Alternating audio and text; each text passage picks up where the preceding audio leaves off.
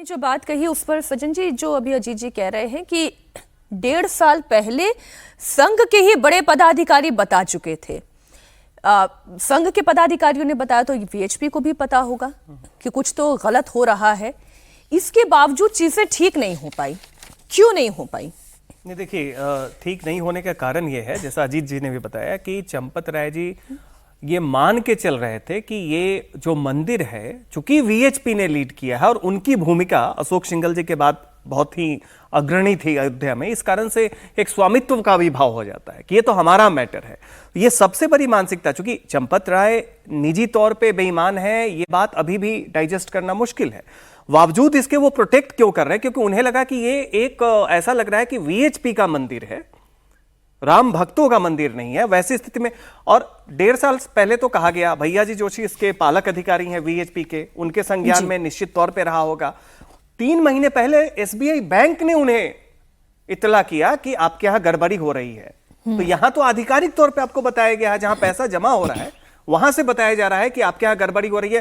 फिर भी उस पे इन्होंने इंटरवेन करके कहा कि कोई एक्शन आप मत लीजिए, जो लोग काउंटिंग करते हैं। कहानी अभी आप बता रहे थे, जिसमें आप ये बता रहे थे कि कैसे जमा जब करवाया गया और उसके बाद उस रकम को कैलकुलेट किया। जी, ये अयोध्या के ही मंदिर परिसर से ही जुड़े लोगों का है कि बताया जा रहा है कि इसमें जब ये जानकारी थी कि गड़बड़ी हो रही है और एक्शन नहीं हो रहा है, तो एक तरीके से इसमें एक क्या कहते हैं स्टिंग ऑपरेशन किया गया कि संघ की तरफ से ही कुछ लोगों के ये कहा जा रहा है कि एक व्यक्ति आए जिन्होंने कहा कि हम 21 लाख रुपया जमा करना चाहते हैं, रसीद आप दे दीजिए। उनसे कहा गया, जैसा कि बताया गया है, कि आपको रसीद नहीं दी जाएगी, आप एक काम करिए, दान पेटी में 2 बार में इसे चढ़ा दीजिए। ठीक है। उन्होंने 2 बार में ये 2 दिन करके या एक सुबह शाम करके जैसे भी हो वो 21 लाख रुपया चढ़ाया। बैंक में पहले से इन लोगों ने अपना एक संपर्क बना रखा था। जब उसका उन्होंने अकाउंट निकलवाया तो कुल चढ़ावा जो था उनके अकेले के चढ़ावे से भी कम था, यानी कि 21 लाख से भी कम था। तो उनका अपना चढ़ावा जो था वो तो उसमें कम दिख ही रहा था, और ये भी माना गया कि बाकी कोई चढ़ावा आया ही नहीं। ऐसी स्थिति में ये बात इनके संज्ञान में लाई गई, तब जाके इस पे हुआ कि भाई कहीं ना कहीं गड़बड़ी हो रही है। ये बात। तो दूसरी बात देखिए, इसमें अगर आप देखें, केवल अप्रैल 2025 से फरवरी 2026 तक 11 महीने में डेटा मंदिर का और टूरिज्म डिपार्टमेंट का कहता है कि 16.5 लाख लोग गए वहां पे। ठीक है, 16.5 लाख लोग गए, और आपने चढ़ावा कितना किया? 80 लाख। तो पर व्यक्ति चढ़ावा जो है, पर भक्त आप 5 रुपए कर रहे हैं। भारत के किसी मंदिर में औसतन इतना कम चढ़ावा नहीं है। बिल्कुल ठीक। तिरुपति वगैरह तो 700-800 औसतन है। शिरडी साई में भी लगभग 280 रुपए के करीब है, 300 रुपए के करीब है। तो सवाल, या तो आप भक्तों का संख्या बढ़ा के दिखा रहे हैं, फिर प्रसाद के वितरण में गड़बड़ी हो रही है। बिल्कुल। अगर रोज 1 से 1.5 लाख लोग या 2 लाख लोग आप बता रहे हैं, तो उस हिसाब से आखिर ऐसा कैसे? हम ये नहीं करें कि बेईमानी, आखिर ऐसा कैसे कि राम मंदिर जिसमें आम जनता जाते हैं, लेकिन बहुत सारे समाज के अग्रणी लोग भी जाते हैं, पर भक्त चढ़ावा केवल 5 रुपया है। ये इम्पॉसिबल है, ये इम्पॉसिबल दिखाई देता है। अच्छा, राम मंदिर चढ़ावा केस में चंपत राय और अनिल मिश्रा दोनों पर शिकंजा कसने वाला है, ये तो तय है। अब इसमें कोई 2 राय रह नहीं गई है। अनिल मिश्रा से पुलिस पूछताछ कर सकती है। पुलिस पहले ही चंपत राय का बयान ले चुके हैं, अब अनिल मिश्रा से सवाल जवाब होंगे। राम मंदिर ट्रस्ट की बैठक 6 जुलाई को अयोध्या के कारसेवकपुरम में होगी, और इस बैठक में पूरे सिस्टम को लेकर बड़ा फैसला हो सकता है। चंपत राय के इस्तीफे पर फैसला भी ट्रस्ट की इसी बैठक में होगा। पहले यह बैठक 11 जुलाई को होनी थी, लेकिन फिर इसकी तारीख पहले ही कर दी गई। इस बैठक में चंपत राय और अनिल मिश्रा की जगह नए पदाधिकारियों के नाम सामने आ सकते हैं। खबर यह भी है कि पूरे राम मंदिर के अंदर चढ़ावे से लेकर दूसरे सारे तौर तरीकों को पूरी तरह से बदलने पर भी फैसला हो सकता है।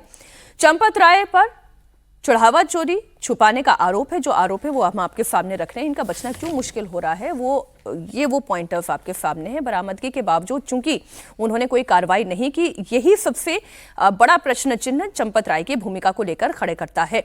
रुचि, बहुत सारी इंफॉर्मेशन आपके पास है। अभी तक जो भी पुलिस ने सवाल जवाब किए हैं, चंपत राय, अनिल मिश्रा, इन दोनों के लिए कितनी बड़ी मुसीबत खड़ी हो सकती है? चंपत राय से तो 2 बार सवाल जवाब हो चुके, 2 बार क्या ज़्यादा बार आप कह सकते हैं। एक एसआईटी ने चंपत राय से सवाल जवाब किए और फिर उसके बाद अयोध्या पुलिस ने सवाल जवाब किए हैं। अब चंपत राय के बारे में ये बताया जा रहा है कि एसआईटी जब पहुंची सबसे पहले चंपत राय से ही पूछताछ हुई। चंपत राय से एक एक करके पुलिस ने भी पूछा और एसआईटी ने भी पूछा है कि ये जो चढ़ावा चोरी हो रही थी, आपको कब पता चला कि ये चढ़ावा चोरी हो रही है, फिर आपने क्या किया, पुलिस के पास क्यों नहीं गए, ये जो लोग रखे गए थे, क्योंकि ये जो 8 लोग मीनाक्षी गिरफ्तार हुए हैं इनमें से सिर्फ 2 जो हैं वो मंदिर में हैं। सेवादार है टिन्नू यादव और जो सुभाष श्रीवास्तव जो इंचार्ज थे कलेक्शन सेंटर के। इसके अलावा सब बैंक के रखे हुए लोग हैं। अब बैंक के भी एम्प्लॉय वो नहीं है, बैंक ने कोई एक एजेंसी से हायर किया था, इनको आउटसोर्स किया था। तो ये भी सवाल है कि ये जो 6 लोग हैं इनको आखिर किसने रखवाया था। तो ये सब चीज़ें चंपत राय से पूछी गई हैं। पुलिस ने जो पूछताछ की है उसमें भी चंपत राय ने ये कहा कि नहीं, कोई ज़्यादा गड़बड़ नहीं हो रहा था। जैसे ही हमें पता चला कि वहाँ पे गड़बड़ हो रहा है, हमने फ़ौरन जाके सबके घर से पैसा बरामद करा लिया। फिर जो वो लोग आरोपी थे वो हमसे माफ़ी मांगने लगे कि अगली बार ऐसा नहीं होगा। उनके परिवार वाले आ गए, रोने धोने लगे, तो हमको लगा सब ठीक है। लेकिन जब हमें ज़्यादा दिक्कत लगी तो हमारी सिफारिश पे एसआईटी बनाई गई है। अब अनिल मिश्रा का जहाँ तक सवाल है, अनिल मिश्रा ने एसआईटी ने ज़रूर उनसे पूछताछ की। जब एसआईटी पहुँची थी तो डॉक्टर अनिल मिश्रा अयोध्या में नहीं थे, वो केरल चले गए थे। मामला जैसे ही उठा था उसके बाद आग का इलाज कराने के लिए।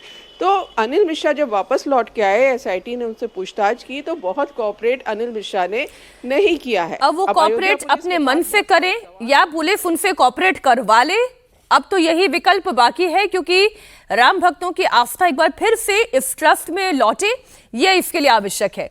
और इसलिए अब आप देखेंगे कि राम मंदिर चंदा चढ़ावा चोरी के मामले में सियासत जमकर हो रही है। यूपी में 9 महीने के बाद चुनाव है और उससे पहले राम मंदिर में चोरी का मुद्दा विपक्ष के हाथ में एक बड़े हथियार की तरह है। विपक्ष योगी पर हमलावर है। आज कांग्रेस का डेलीगेशन राम मंदिर जाने की कोशिश में है, जिसमें कांग्रेस सांसद, विधायक, पूर्व सांसद और कांग्रेस के पूर्व एमएलसी भी शामिल हैं। लेकिन उससे पहले कांग्रेस प्रदेश अध्यक्ष अजय राय को अयोध्या के एक होटल में हाउस अरेस्ट कर लिया गया। कांग्रेस प्रदेश अध्यक्ष अजय राय आज रामलला के दर्शन के लिए जाने वाले थे और उस दौरान पुलिस से उनकी क्या बहस हुई है वो भी आप सुन लें। क्या बोल रहे हैं आप? लखनऊ नहीं, लखनऊ नहीं है, नहीं उधर तो नहीं जा सकते, तो हम तो फिर उठा दीजिए, हम नहीं जाएंगे, लखनऊ थोड़ी जाएंगे, लखनऊ थोड़ी यहाँ आए। आप गिरफ्तार करके जेल दे दीजिए हमको, ठीक है, बात है, हम लखनऊ थोड़ी जाएंगे। राम मंदिर के दान चोरी को लेकर सियासी बयानबाजी तेज है। अखिलेश यादव योगी सरकार पर हमलावर हैं। योगी आदित्यनाथ समाजवादी पार्टी और कांग्रेस को हिंदू विरोधी और बाबरी सोच वाला बता रही है। इनका तो सबसे पहला उद्देश्य ही क्या है कि देश के संसाधन पर विभाजन के बावजूद पहला अधिकार मुसलमान का होना चाहिए, बाकी किसी का अधिकार नहीं होना चाहिए। यही तो इनकी कुत्सित चेष्टा थी, यही इनकी तुष्टीकरण की नीति थी, यही पाप ये जिंदगी भर करते रहे और उस पाप का खामियाजा हिंदू भुगतता रहा। ये जो कांग्रेस और समाजवादी पार्टी की विभाजन करने की नीति है, यही बाबरी सोच है।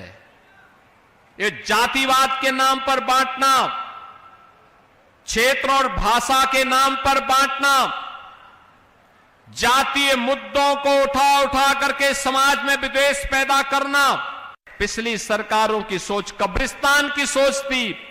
पिछली सरकारों की सोच तुष्टीकरण की सोच थी, इसलिए विकास नहीं होता था, दंगे होते थे, उपद्रव होते थे। और आज हमारा यूपी नो कर्फ्यू नो दंगा, अब है यूपी में सब चंगा। आज जो पैसा हम मंदिरों के पुनरुद्धार के लिए दे रहे हैं, सुंदरीकरण के नाम पर दे रहे हैं, पैसा पहले भी था।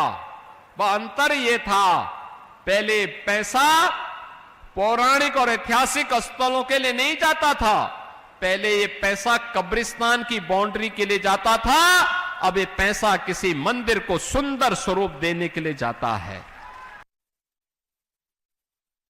सबसे बड़ा सवाल है कि आपने एसआईटी किसने बनाई है और रिपोर्ट किसको दी जा रही है?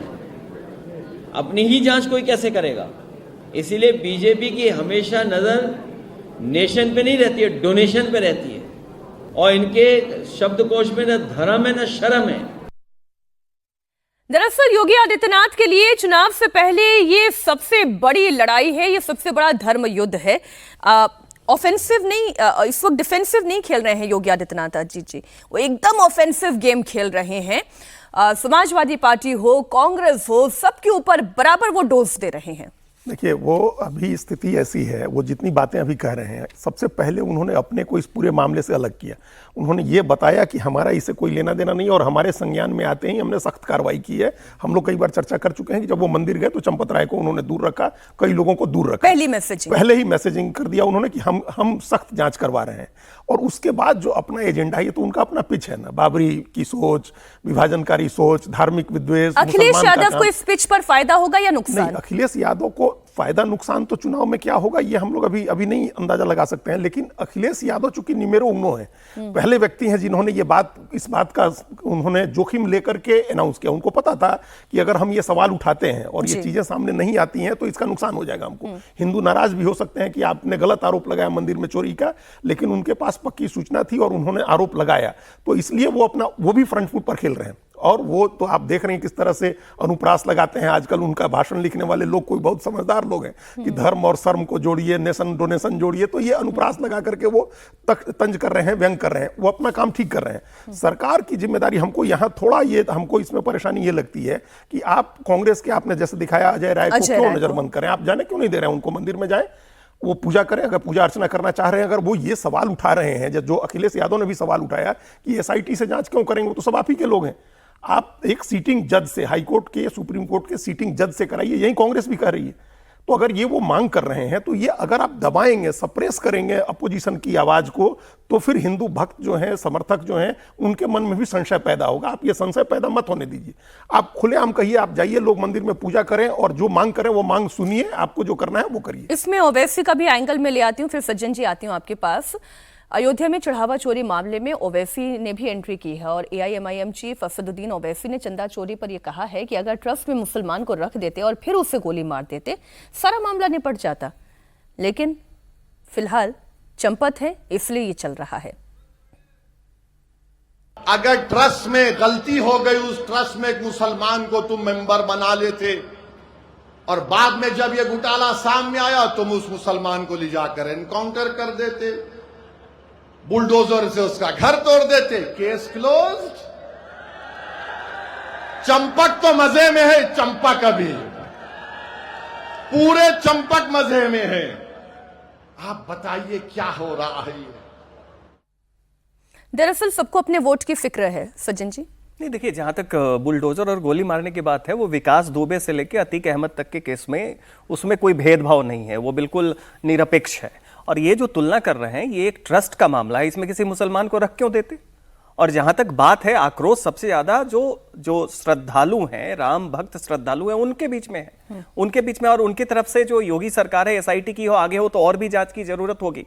यहां जो सारी की सारी जो पिच है अपोजिशन की, आप जाना चाहते जाएं, आपने मुद्दा उठाया, केवल करप्शन की बात होगी तो फिर भी समझ में आती है, लेकिन अचानक से सब सनातनी हो गए और राम भक्त हो गए, ये बात कुछ पचेगा नहीं। तो वोट में फायदा हो ना हो ये बात है, किंतु राम भक्तों को लुभा के अखिलेश कुछ फायदा राम भक्तों को कोई कंफ्यूजन नहीं है समाजवादी पार्टी या कांग्रेस पार्टी को लेकर। आपका जो अतीत है इस मामले में दागदार है राम मंदिर के मामले में, इसलिए उसमें फायदा नहीं होगा। ठीक।